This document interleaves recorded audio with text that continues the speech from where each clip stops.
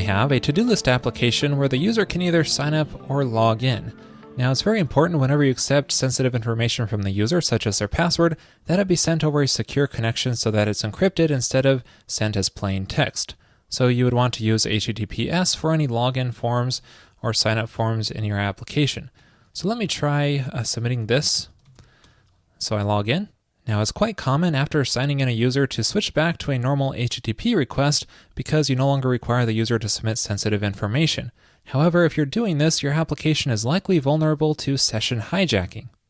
This technique, specifically known as sidejacking, was popularized a couple of years ago by this Firefox extension Firesheep.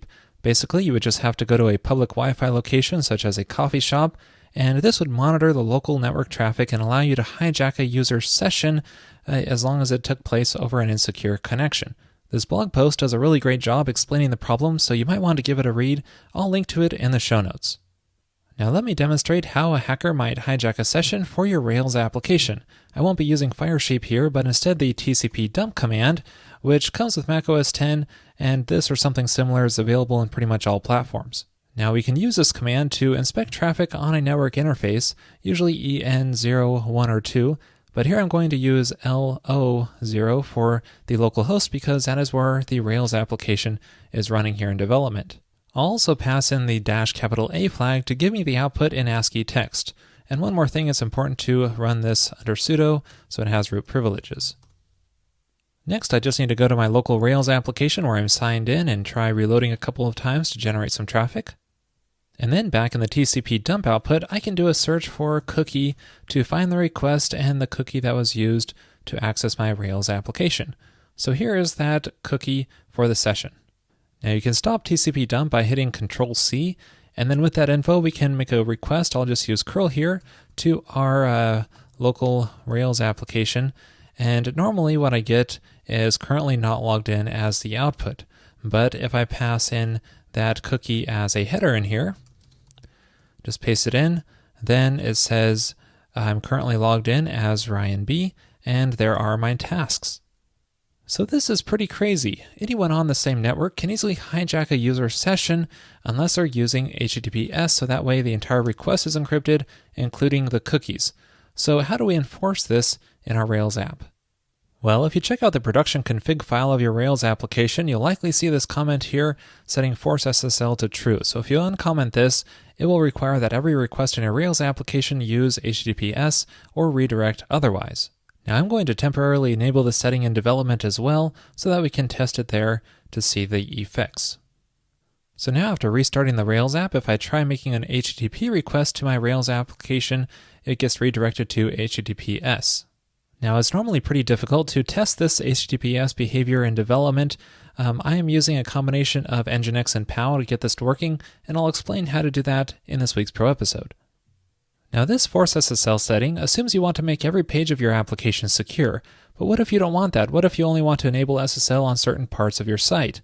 Well, in that case, you probably won't use force SSL, but instead restrict it at the controller level. But then you're vulnerable to session hijacking because the cookies are sent in the clear. One solution to this is to go into wherever you log the user in, and instead of assigning one cookie here, set two instead and make one secure. So in this app, my login behavior is inside of a sessions controller create action, and in addition to storing the user ID in the session here, I also want to store it inside of a cookie. Now I'm going to make this cookie signed so that the user can't modify it, and I'll call it secure user ID.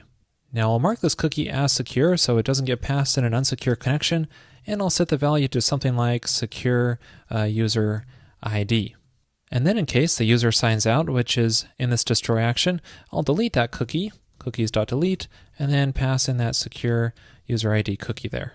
So now with that extra cookie in place, I can check that whenever I fetch the user, which happens inside of my application controller current user method here.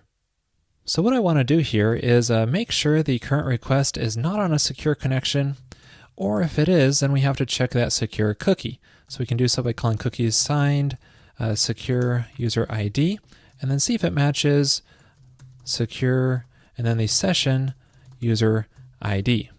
So with this in place, if the session is hijacked, the hijacker will not be able to access the secure pages as that user. So let's try this out. Now when I log in through the application, it's going to create two cookies, one secure and another for the insecure connections. So from the user's perspective, when the app switches between HTTP and HTTPS, they're always logged in. But now when someone tries to hijack the session, all they can fetch is the insecure cookie. This will still allow them to connect as that user to a normal HTTP request. You can see they're still as that user. But if they try fetching a page through HTTPS and have to pass in the -K option for the site certificate issue, then it says they're currently not logged in because that secure cookie doesn't match.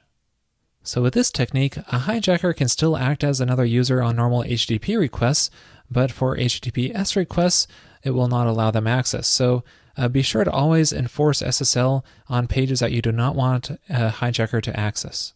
Well, that's it for this episode on this important security issue. Thanks for watching. This week's Pro episode is all about adding HTTPS to your application. There I show how to set it up on your local machine, configure Rack SSL, install certificates in production, and much more. To watch that episode and all other Pro and Revised episodes, just head on over to railscast.com/pro and then sign up there for just $9 per month.